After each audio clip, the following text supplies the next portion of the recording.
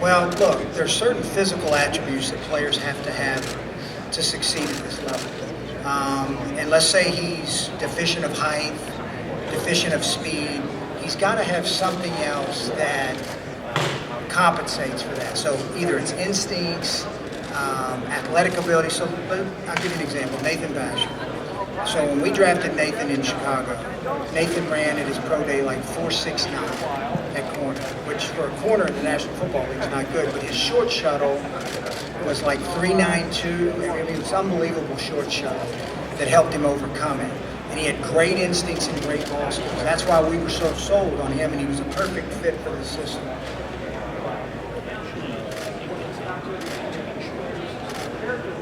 A character risk. I didn't hear you. That's why I asked the question again. I'm sorry. That's my... All right, so look, we're going to research every player. We're going to vet every player hard. We're going to go A to Z to see what the problems are and see if it's something we want to manage. And that's going to come, that's an organizational decision from Mr. Irsay, from our rest of our ownership, down to our marketing. How's it going to impact our fans? We have to weigh all of that before we make a decision on a high-risk character. I'm sorry. I didn't, yeah. I thought you looked at me strange when he didn't hear me. I didn't hear you.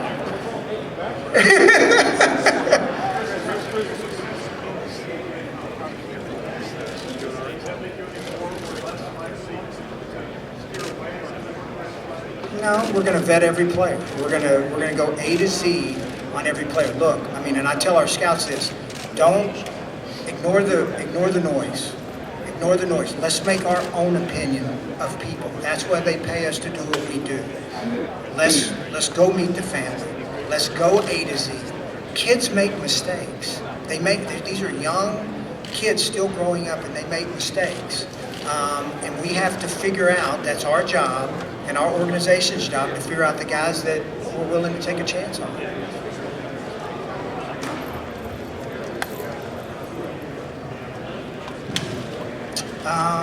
So we're working right now just to get all the details. We haven't got all the information yet, and I don't want to comment on that until we get everything, that we get all the details and all the facts. We did visit. Me and David did visit, and we had he was waiting for me on Monday. We visited, and I'd like to keep that private between me and David.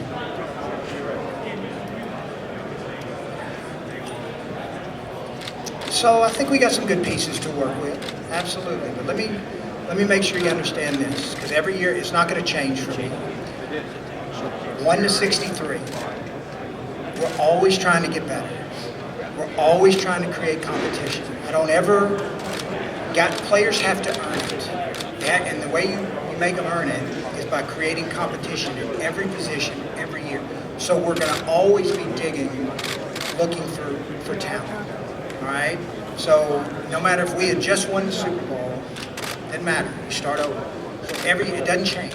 You're continuing to look better. You're trying to get better talent in the building at all times. Indy interviews with the coaches. This is the Indianapolis coach. What's up, show Well, kind of like I just said, we're always going to increase the level. I wasn't here last year. Yeah, I was in Kansas City. So just from this point forward, we're going to always increase the competition. That's a theme. I mean, that's always going to be a theme. Really good. No, it's really, him and the staff have been outstanding to work with. Look, and I've tasked them with some things. I mean, we had some internal discussions and some hard discussions about players. And you have to take another step. You have to have honest conversations. And you can't be scared of those honest conversations. And we have to get exactly, who the player is, what's his role, how high can he get in his role, how good can he be in his role. And then we start building the plan off of that. They've graded free agency. I just tasked them with starting to grade players in the draft, getting on board with Ted and Chud, kind of, what are you looking for offensively and defensively? They've done a great job explaining. I mean, as you live in a sense, so teams that usually have continuity, people that have been together a long time, they know. So when you're walking into the building and you don't know, you don't know the little things that they need and they want. And they've gone above and beyond to help me understand what they're looking for in a position, as our scouts have. Our scouts have done a great job of helping educate me as we watch the tape together. Hey, this is the role this position plays, and this is the parameters that we need for that player.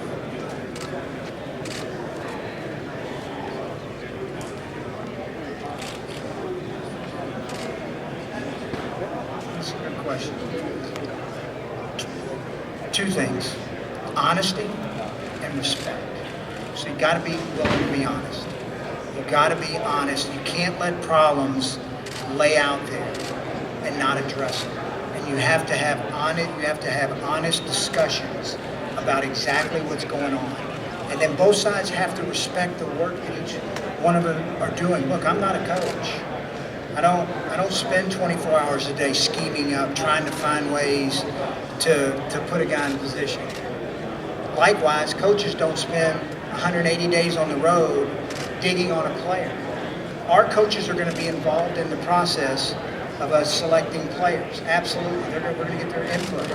But you have to have, if you don't have honesty and you don't have respect between each other's jobs, then it's hard to make it work.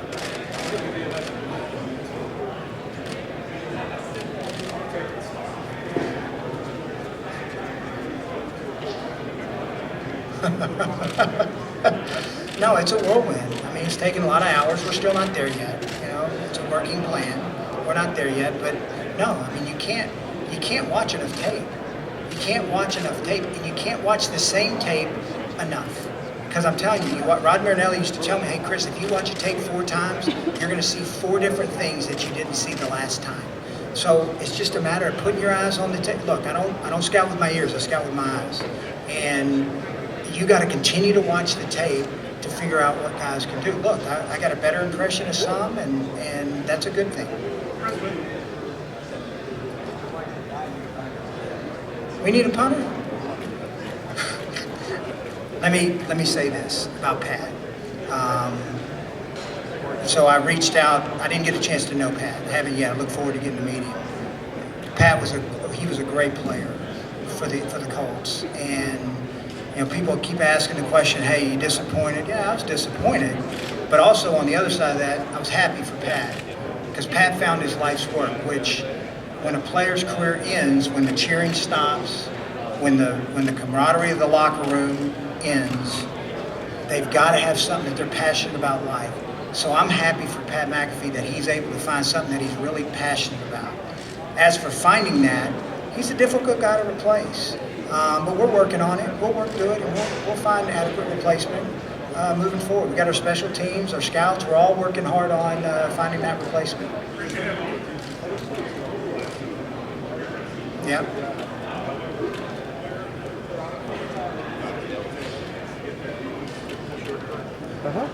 Yeah, I still haven't done it. I'm not. No. I get it. Look, competitive speed and toughness. We got to continue to add all over the roster, not just the defense, offensively too. Competitive speed and toughness. We'll continue to look for that. We add a few new couple players, and all of a sudden things get flipped. And we'll keep. And look, this is you scout 365. This is not just about. That's a little of the misconception in the league, that free agency and then the draft and then no, scouting's 365. You can find players. I think one of the best times to find players is in September, October, and November. When rosters get tight and people are getting cut and they're getting claimed. That's when we got it right, because now our players are going and playing other places. So we'll continue to upgrade the talent and upgrade the competition.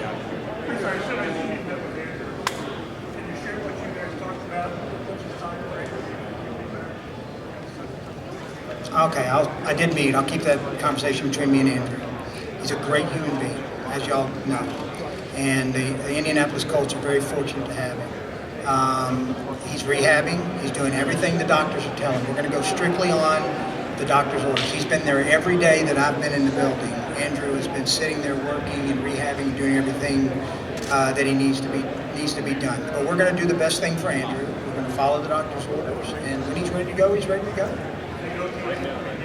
No timeline. Yeah, no timeline on that. Yeah.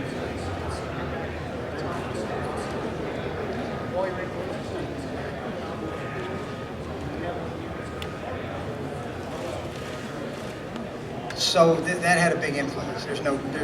Barry had a big influence on my thinking because I watched him take it from the bottom to where it is today, and the work and the commitment and the type of person that you brought into the building and into the locker room. That's key. Look, it takes.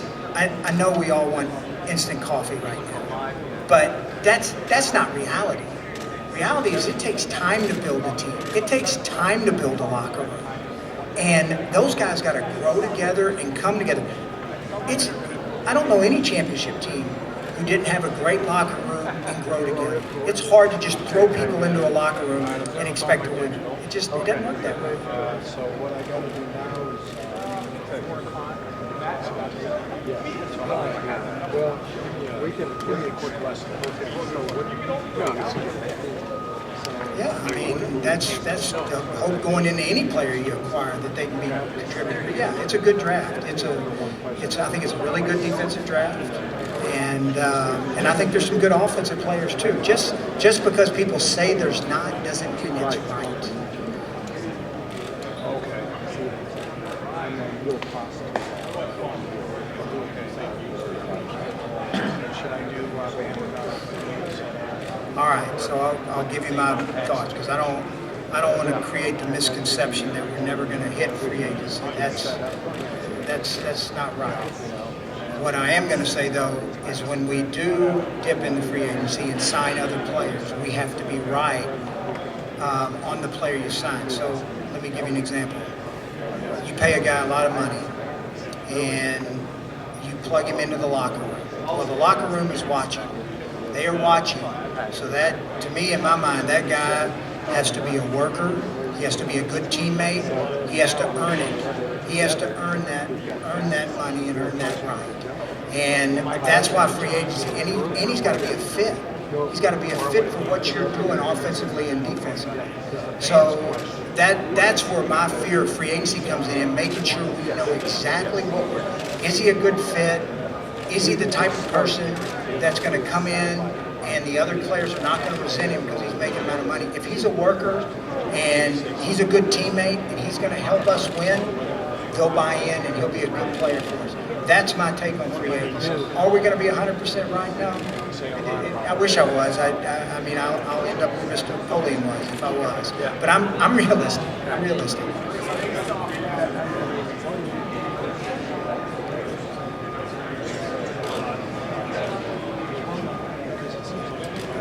What you're saying. No. So let me say this. We've had discussions about every one of our players. And we've got a plan going forward, and we'll work that plan going forward.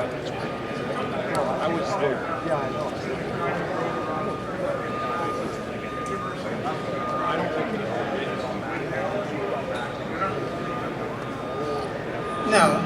No. But I'm not going to set some high standard to where I set unrealistic goals.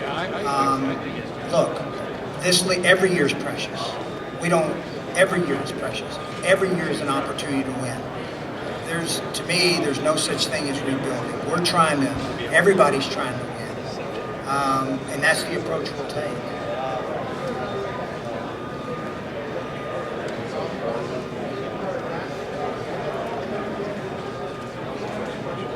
Well, they got to be able, and look, so I was in a 4-3 forever in Chicago, and then going to Kansas City it's been a great learning experience under Bob Sutton about what plays outside backer in the league. They've got to be able to do enough in coverage.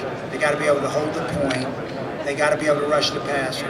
So between the tape and seeing their athletic talent, seeing their movement, watching them work out, we get a feel of the guys we think can stand up and do it. And I'll say this, Tom Bahali was a 4-3 defensive end who has been a tremendous outside linebacker. So most guys can make the transition.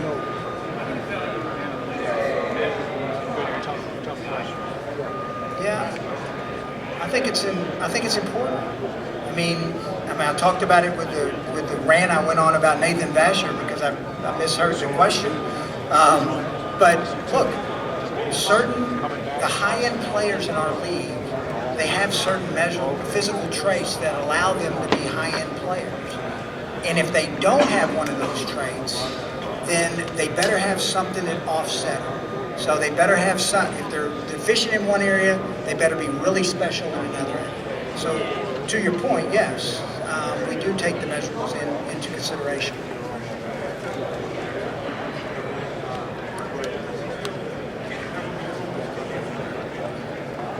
Let me say this about the quote first.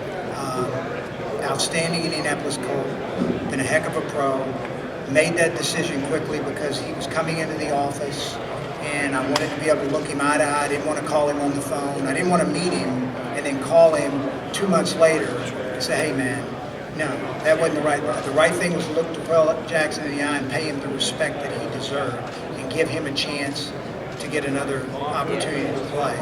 As for the rest of the art or any of the rest of the roster, we've got a plan going forward, and those were internal discussions, and we'll work that plan going forward.